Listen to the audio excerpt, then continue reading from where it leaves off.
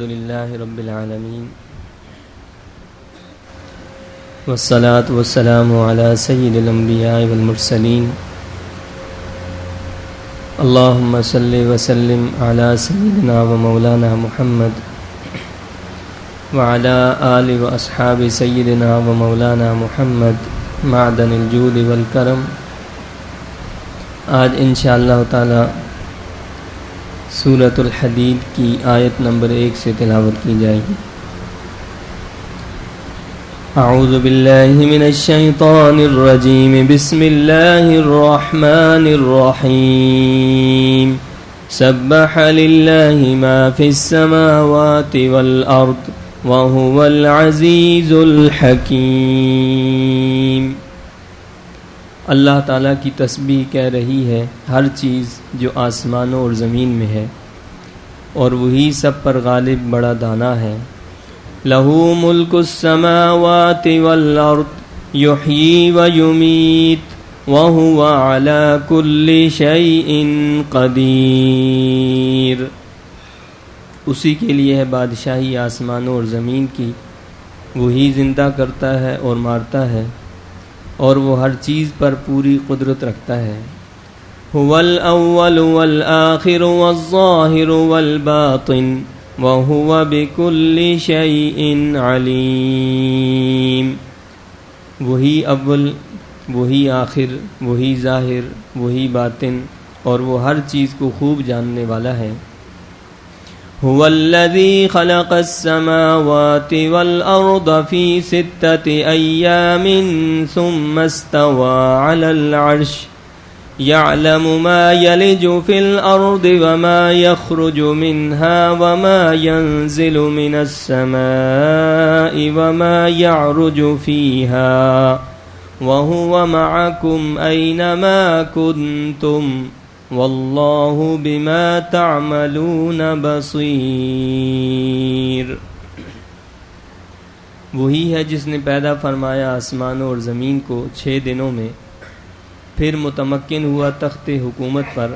وہ جانتا ہے جو کچھ زمین میں داخل ہوتا ہے اور جو کچھ اس سے نکلتا ہے، اور جو آسمانوں سے اترتا ہے اور جو اس کی طرف عروج کرتا ہے، اور وہ تمہارے ساتھ ہوتا ہے جہاں بھی تم ہو، اور اللہ تعالیٰ جو کچھ تم کرتے ہو اسے خوب دیکھنے والا ہے۔ لَهُ مُلْكُ السَّمَاوَاتِ وَالْأَرْضِ وَإِلَى اللَّهِ تُرْجَعُ الْأُمُورُ۔ اسی کے لیے ہے بادشاہی آسمانوں اور زمین کی، اور اللہ کی طرف ہی سارے کام لوٹائے جائیں گے۔ یولج اللیل فی النہار ویولج النہار فی اللیل وَهُوَ عَلِيمٌ بِذَاتِ الصُّدُورِ۔ داخل فرماتا ہے رات کا کچھ حصہ دن میں، اور داخل کرتا ہے دن کا کچھ حصہ رات میں، اور وہ خوب جانتا ہے جو سینوں میں پوشیدہ ہے۔ آمنوا باللہ ورسولہ وانفقوا مما جعلکم مستخلفین فیہ فالذین آمنوا منکم وانفقوا لهم اجر کبیر۔ ایمان لاؤ اللہ پر اور اس کے رسول صلی اللہ علیہ وسلم پر، اور خرچ کرو اس کی راہ میں ان مالوں سے جن میں اس نے تمہیں اپنا نائب بنایا ہے۔ پس جو لوگ ایمان لائے تم میں سے اور راہ خدا میں خرچ کرتے رہے، ان کے لیے بہت بڑا اجر ہے۔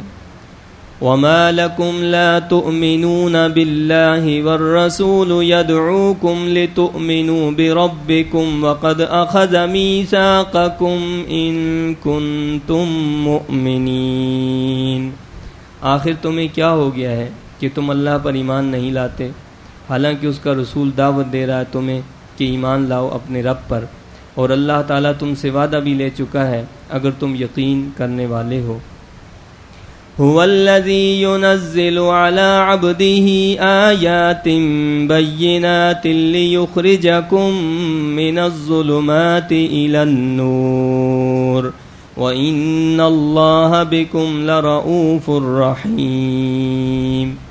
وہی ہے جو نازل فرما رہا ہے اپنے محبوب بندے پر روشن آیتیں، تاکہ تمہیں نکال لے کفر کے اندھیروں سے ایمان کے نور کی طرف، اور بے شک اللہ تعالیٰ تمہارے ساتھ بڑی شفقت فرمانے والا، ہمیشہ رحم فرمانے والا ہے۔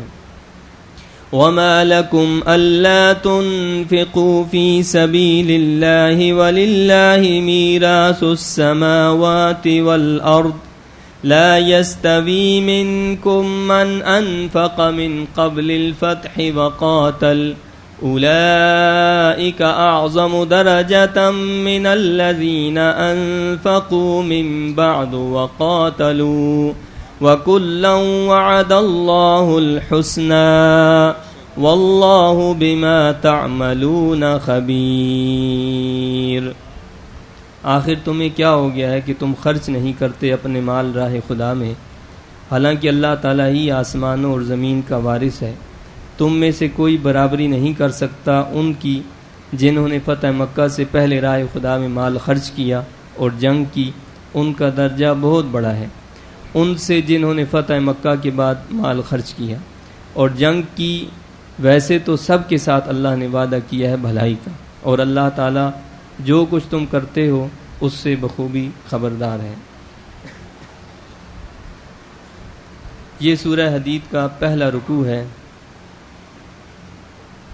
یہ سورہ مقدسہ مدینہ طیبہ میں نازل ہوئی اور اس میں 4 رکوع ہیں، جبکہ اس کے اندر اس کی جو آیات ہیں وہ 29 ہیں۔ حضرت ابن عباس رضی اللہ تعالیٰ عنہ فرماتے ہیں کہ سورہ الحدید جو ہے اس کی پہلی 6 آیات کے اندر اللہ رب العزت کا اسم اعظم موجود ہے، تو جو شخص اس کی 6 آیات کو پڑھ کر اللہ تعالیٰ سے دعا مانگے تو اللہ تعالیٰ اس دعا کو ضرور قبول فرماتا ہے۔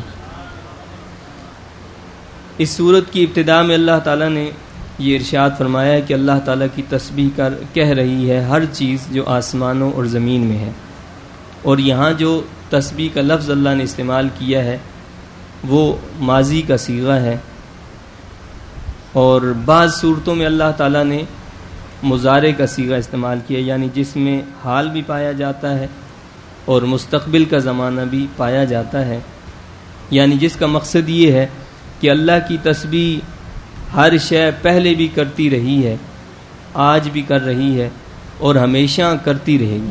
تو فرمایا کہ اللہ تعالیٰ کی تسبیح کہہ رہی ہے ہر چیز جو آسمانوں اور زمین میں ہے، اور یہ صرف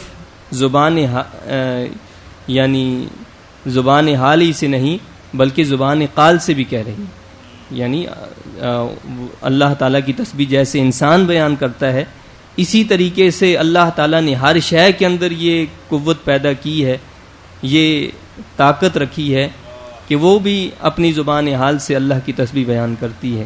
اسی لیے حضرت داؤد علیہ السلام کے بارے میں یہ آتا ہے کہ جب آپ اللہ کی تسبیح بیان کیا کرتے تھے تو آپ کے ساتھ مل کر ہر شے اللہ کی تسبیح کیا کرتی تھی، پہاڑ بھی جو ہیں مل کر آپ کے ساتھ تسبیح کیا کرتے تھے۔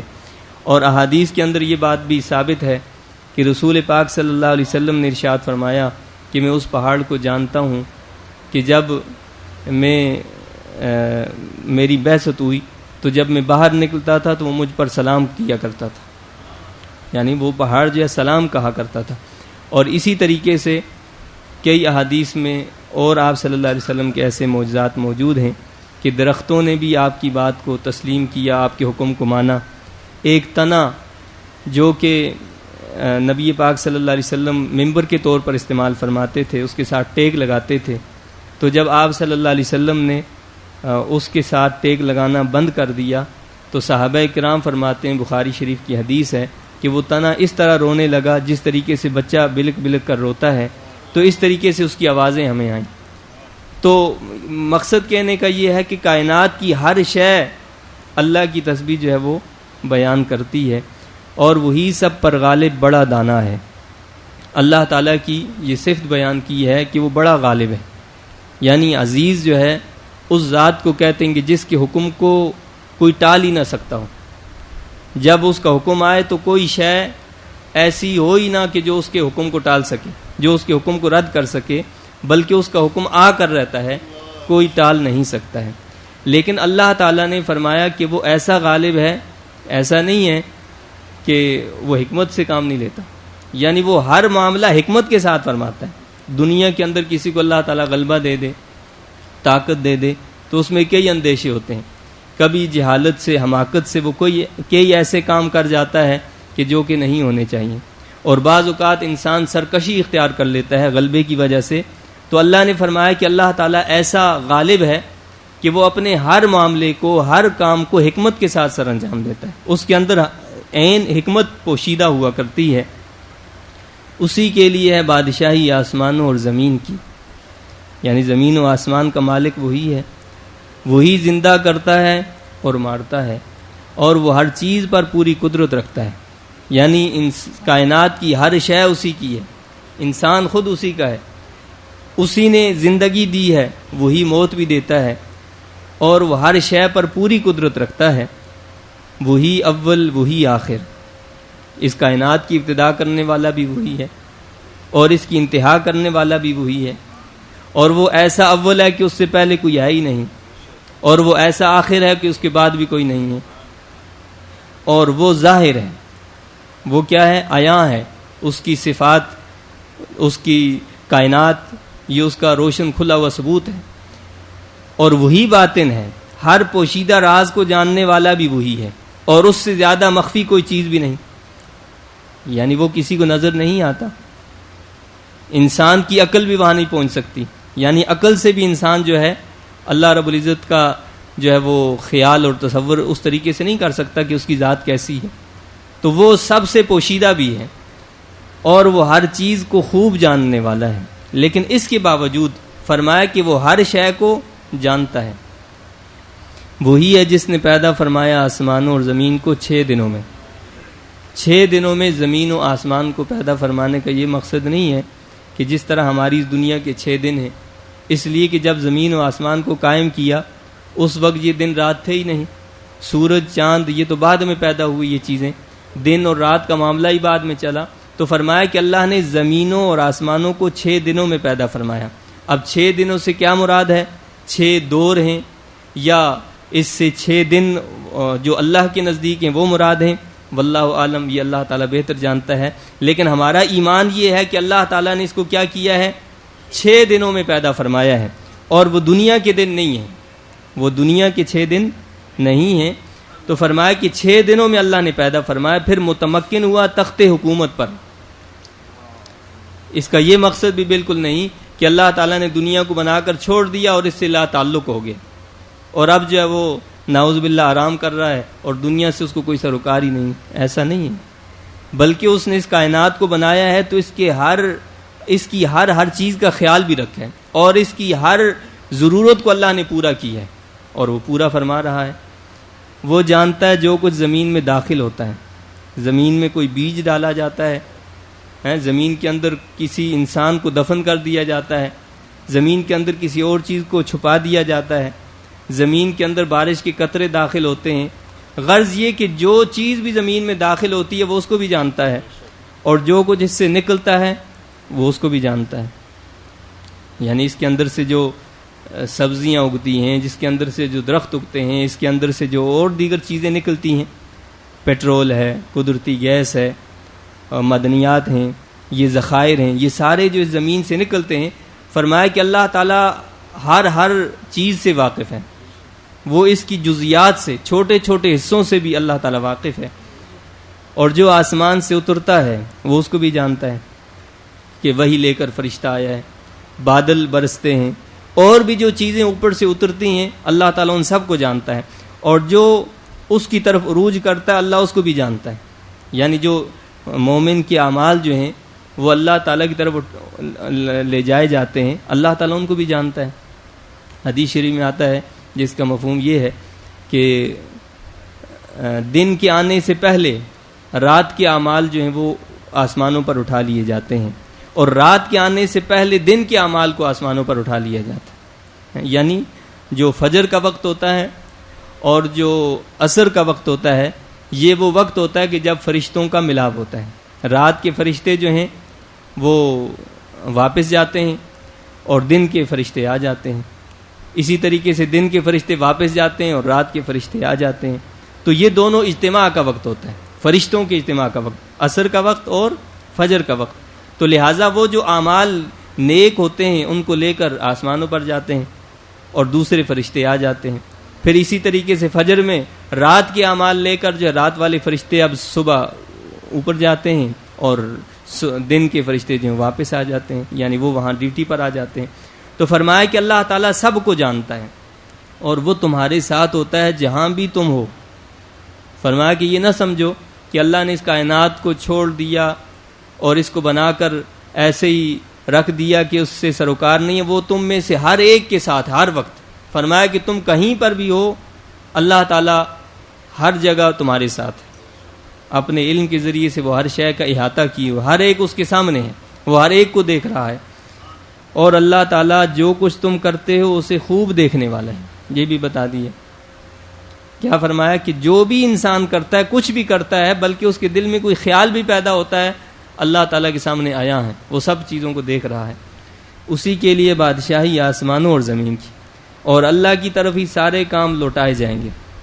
یعنی بادشاہ حقیقی تو وہی ہے، اور ہر کام نے، ہر امر نے، ہر معاملے نے لوٹ کر اللہ ہی کے پاس جانا ہے. داخل فرماتا ہے رات کا کچھ حصہ دن میں. یہ وہ ذات ہے کہ کیا کرتا ہے کہ رات کا کچھ حصہ دن میں داخل کرتا ہے اور داخل کرتا ہے دن کا کچھ حصہ رات میں. کبھی دن جو ہیں بڑے ہو جاتے ہیں، کبھی راتیں بڑی ہو جاتی ہیں، کبھی دن چھوٹے ہو جاتے ہیں اور کبھی راتیں چھوٹی جاتی ہیں. تو فرمایا کہ یہ وہ خالق ہے، یہ وہ مالک ہے جو یہ سب کچھ کرتا ہے، اور وہ خوب جانتا ہے جو سینوں میں پوشیدہ ہے. جو ہم سینوں میں رکھے ہوئے ہیں وہ ان سے بھی واقف ہے. اب اللہ تعالیٰ نے ایمان والوں کو کہا کہ ایمان لاؤ. یہ عجیب بات ہے. فرمایا کہ ایمان لاؤ اللہ پر اور اس کے رسول پر اور خرچ کرو اس کی راہ میں. یہ کافروں کو حکم نہیں دیا کہ تم ایمان لاؤ. یعنی ایسا تو نہیں ہو سکتا نا کہ کافر کو کلمہ پڑھاتے ہی کہا جائے بھائی تم اللہ کی راہ میں خرچ کرنا شروع کر دو، ایمان لاؤ اور اللہ کی راہ میں خرچ کرو. نہیں، ہمارے دین نے ایسا نہیں کیا، بلکہ پہلے اس کو حکم دیا کہ تم اللہ پر ایمان لاؤ، پھر نماز پڑھو، نماز کا اہتمام کرو، اللہ کی عبادت کرو، پھر دیگر چیزوں کا احکام کا آہستہ آہستہ ساری چیزیں بتائی ہیں. یہ نہیں کیا کہ ایمان لانے کے ساتھ ہی کہا کہ جی اللہ کی راہ میں خرچ کرو. یہاں اہل ایمان سے خطاب فرمایا. یعنی یہاں ایمان لانے کا مقصد یہ ہے کہ ایمان میں کامل بن جاؤ. اے ایمان والو جو ایمان لائے ہو، ایمان لاؤ، یعنی اپنے ایمان میں ثابت قدمی دکھاؤ اور کمال حاصل کرو اس طریقے سے کہ خرچ کرو اس کی راہ میں ان مالوں سے جن میں اس نے تمہیں اپنا نائب بنایا ہے. بتایا کہ یہ مال تمہارے نہیں ہے، یہ مال تو سارا میرا ہے، میں نے تمہیں اس میں نائب کیا ہے اپنا. یعنی یہ مال کیا ہے؟ میرا ہے، تمہیں اس میں نائب بنایا ہے. تو نائب کا کیا کام ہے؟ مالک کا جو مال ہے جب وہ مانگے جب چاہے اس کی بارگاہ میں پیش کر دیا جائے. یعنی یہ کیسی بات ہے کہ مالک جب کہے کہ مال مجھے واپس لوٹاؤ اور اسی کی چیز کو ہم واپس نہ لوٹائیں.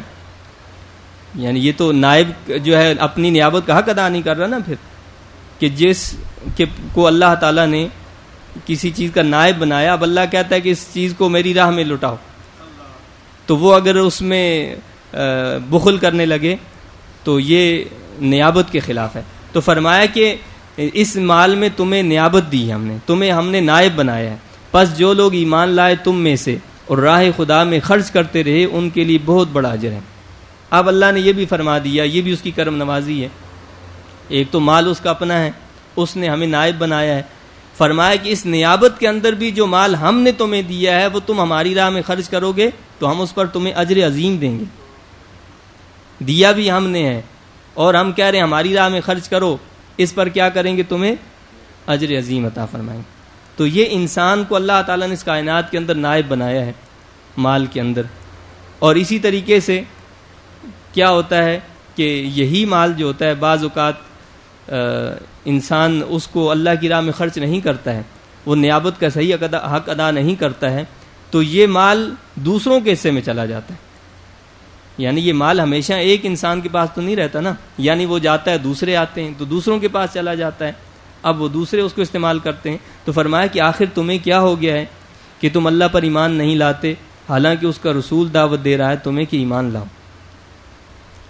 یعنی تمہیں کیا بات ہے ایمان نہیں لاتے جب کہ رسول پاک صلی اللہ علیہ وسلم خود دعوت دے رہے ہیں، اپنی زبان اقدس سے دعوت پیش فرما رہے ہیں کہ تم اپنے رب پر ایمان لے آؤ، اور اللہ تعالیٰ تم سے وعدہ بھی لے چکا ہے یعنی جس کو قرآن پاک میں کہا گیا ہے کہ الست بربکم، کیا میں تمہارا رب نہیں ہوں؟ اللہ تعالیٰ نے یہ میثاق لیا، روحوں سے یہ میثاق لیا.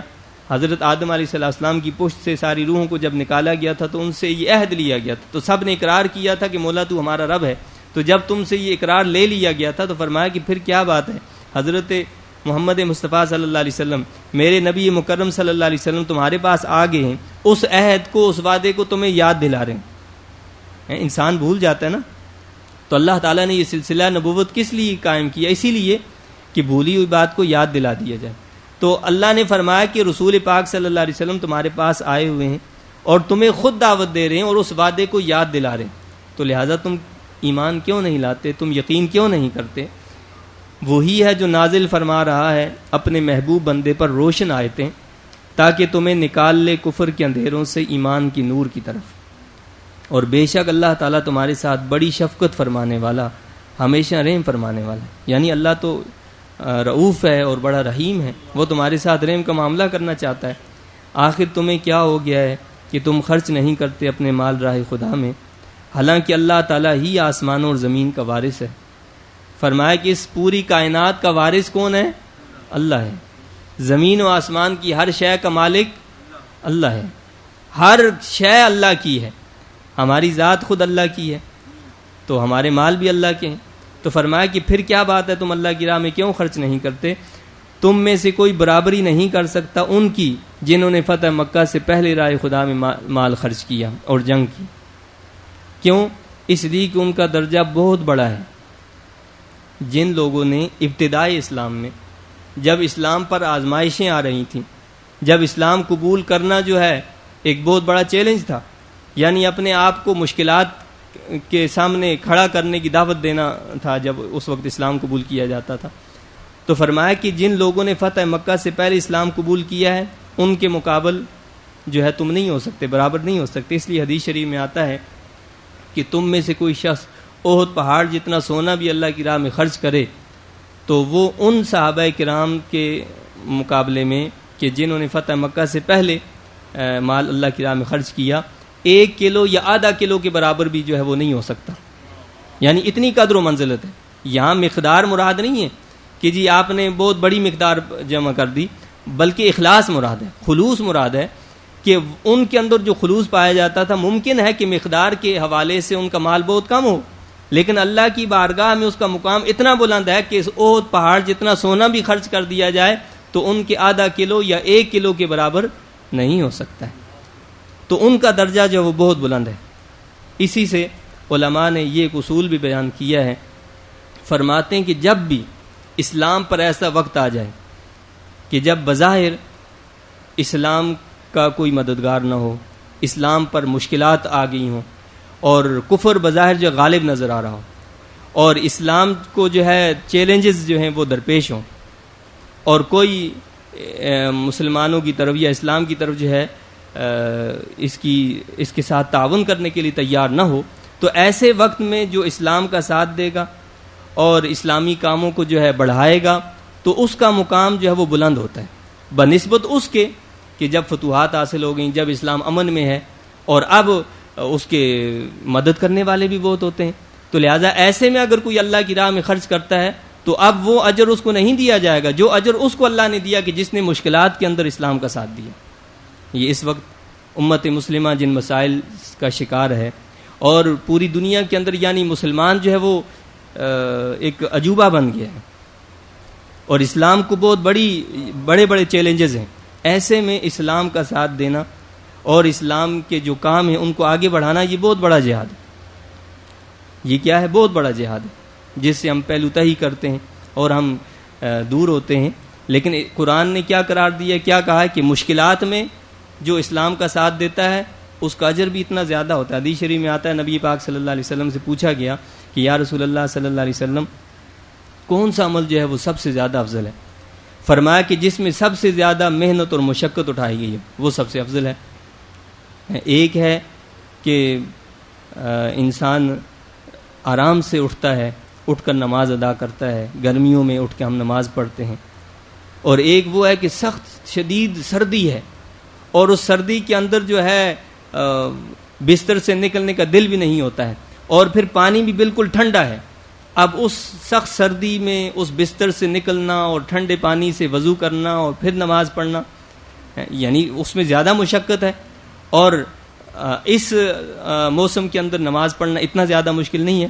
تو لہٰذا جس میں جتنی زیادہ مشقت برداشت ہوگی، فرمایا کہ اس کا زیادہ اجر ہوگا، وہ اللہ کے زیادہ مقبول ہے، اس پہ زیادہ اجر، وہ زیادہ افضل ہے. تو ایسے زمانے میں اسلام کا ساتھ دینا زیادہ افضل ہے. اور فرمایا کہ اس کی وجہ یہ ہے کہ انہوں نے مشکلات میں ساتھ دیا تو اس لیے ان کا درجہ بلند کر دیا. تو اس پہلے زمانے میں کون لوگ تھے؟ سیدنا صدیق اکبر رضی اللہ تعالیٰ عنہ تھے، سیدنا عمر فاروق رضی اللہ تعالیٰ عنہ تھے، حضرت سیدنا عثمان غنی رضی اللہ تعالیٰ عنہ تھے، حضرت سیدنا علی کرم اللہ وجہ تھے. تو یہ وہ بڑے بڑے صحابہ ہیں کہ جنہوں نے اس ابتدا میں اسلام کے لیے اپنی جان، اپنا مال، اپنا سب کچھ قربان کر دیا. تو فرمایا کہ ان کا بہت بلند درجہ ہے. ان کا کیا جی؟ بہت بلند درجہ ہے. کن کے مقابلے میں؟ ان سے جنہوں نے فتح مکہ کے بعد مال خرچ کیا اور جنگ کی. یعنی فتح مکہ کے بعد بظاہر اللہ تعالیٰ نے جو ہے مسلمانوں کو جو ہے بہت ساری فتوحات دے دی تھیں، اور اسلام جو ہے پھیل گیا تھا، اور اسلام کے بہت سارے مددگار پیدا ہو گئے تھے. اس لیے فرمایا کہ اب فتح مکہ کے بعد اور فتح مکہ کے پہلے لوگوں کے درمیان جو ہے وہ مماثلت نہیں ہو سکتی، یعنی برابری نہیں کی جا سکتی. بے شک مقام ان کا بھی بلند ہے. یعنی اس سے یہ ہرگز نہ سمجھا جائے کہ نعوذ باللہ جو فتح مکہ کے بعد مسلمان ہوئے ہیں، حضرت سیدنا امیر معاویہ رضی اللہ تعالیٰ عنہ، حضرت ابو سفیان رضی اللہ تعالیٰ عنہ، ان کا بہت بلند مقام ہے، بہت بلند مرتبہ ہے. کاتب وحی ہیں حضرت امیر معاویہ رضی اللہ تعالیٰ عنہ.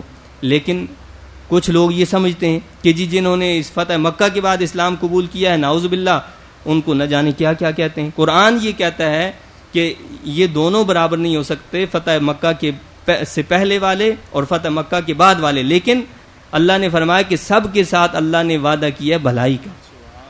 اللہ نے فتح مکہ سے پہلے والوں کے ساتھ بھی اور فتح مکہ کے بعد والوں کے ساتھ بھی کس کا وعدہ کیا ہے؟ وعد اللہ الحسنہ، بھلائی کا وعدہ کیا ہے. اور یہاں سے علماء نے یہ اصول بھی بیان کیا ہے. فرمایا کہ الصحابہ کلہم عدول، کہ جتنے بھی صحابہ کرام ہیں وہ انصاف پسند ہیں. کسی کو ہم بے انصاف نہیں کہہ سکتے کہ اس نے کوئی ناانصافی کی ہے. اور اللہ تعالیٰ جو کچھ تم کرتے ہو اس سے بخوبی خبردار ہے. مفسرین کرام نے یہاں ایک واقعہ بیان کیا ہے. فرماتے ہیں کہ ایک مرتبہ حضرت ابن عمر رضی اللہ تعالیٰ عنہ بیان فرماتے ہیں کہ میں بارگاہ رسالت صلی اللہ علیہ وسلم میں حاضر تھا، اور حضرت سیدنا ابو بکر صدیق رضی اللہ تعالیٰ عنہ بھی موجود تھے. ایسے میں جبرائیل امین علیہ السلام تشریف لائے اور آ کر نبی پاک صلی اللہ علیہ وسلم سے فرمانے لگے کہ یا رسول اللہ صلی اللہ علیہ وسلم کیا بات ہے کہ میں آج صدیق اکبر کو دیکھ رہا ہوں کہ انہوں نے ایک عبا پہنا ہے، اور جس کے جو گریبان ہے اس کے اندر جو ہے کانٹے جو ہے نا، کانٹوں سے اس کو بند کیا ہوا ہے. تو فرمایا کہ اس کی کیا بات ہے؟ اللہ کے رسول صلی اللہ علیہ وسلم نے فرمایا کہ اس نے اپنا سارا مال میرے کہنے پر میرے پاس جمع کروا دیا، یعنی اللہ کی راہ میں جمع کروا دیا. فرمایا کہ آپ ان سے کہیں کہ اللہ تعالیٰ ان کو سلام کہتا ہے. حضرت جبرائیل امین علیہ السلام نے کیا فرمایا کہ یا رسول اللہ صلی اللہ علیہ وسلم آپ ان کو اللہ کا پیغام پہنچائیں کہ اللہ تعالیٰ ان کو سلام کہہ رہا ہے، سیدنا صدیق اکبر رضی اللہ تعالیٰ عنہ کو، اور اللہ تعالیٰ پوچھ رہا ہے کہ کیا تم اس حالت میں مجھ سے خوش ہو؟ یعنی اس قسم پرسی کے عالم میں، اس مشقت کے عالم میں تم نے سب کچھ اللہ کی راہ میں لٹا دیا ہے، اس فقر کے عالم میں تم اللہ سے خوش ہو؟ تو نبی پاک صلی اللہ علیہ وسلم نے سیدنا صدیق اکبر رضی اللہ عنہ سے فرمایا کہ اللہ تعالیٰ تمہیں سلام کہہ رہا ہے اور تم سے یہ پوچھ رہا ہے. تو آپ نے فرمایا کہ یہ کیسے ہو سکتا ہے کہ میں اپنے رب سے ناراض ہوں، میں اپنے رب سے خوش ہوں، میں اپنے رب سے خوش ہوں، میں اپنے رب سے خوش ہوں. اس طرح آپ نے یہ کلمات دہرائے تو آپ کی آنکھوں سے آنسو نکل پڑے. تو حضرت سیدنا جبرائیل امین علیہ السلام نے فرمایا کہ میں اللہ کی قسم کھا کر کہتا ہوں کہ حاملین عرش کو بھی اللہ تعالیٰ نے یہی لباس پہننے کا حکم دیا، اور وہ یہی لباس پہنے ہوئے ہیں جو سیدنا صدیق اکبر رضی اللہ تعالیٰ عنہ نے لباس پہنا ہوا. تو جو لباس سیدنا صدیق اکبر رضی اللہ تعالیٰ عنہ نے رضائے خدا کے لیے استعمال کیا تھا، اللہ تعالیٰ نے ویسا ہی لباس پہننے کا حاملین عرش کو حکم دیا، فرشتوں کو، کہ وہ بھی یہی لباس اختیار کر لیں. تو یہ وہ بلند مقام اللہ تعالیٰ نے ان برگزیدہ صحابہ کو عطا فرمایا. اور اللہ تعالیٰ سے یہی دعا اور التجا ہے کہ اللہ تعالیٰ ہمیں ان صحابہ کرام کی سچی محبت نصیب فرمائے. اور ان کے نقش قدم پر چلنے کی ہمیں توفیق عطا فرمائے. آمین. وآخر دعوانا الحمدللہ رب العالمین.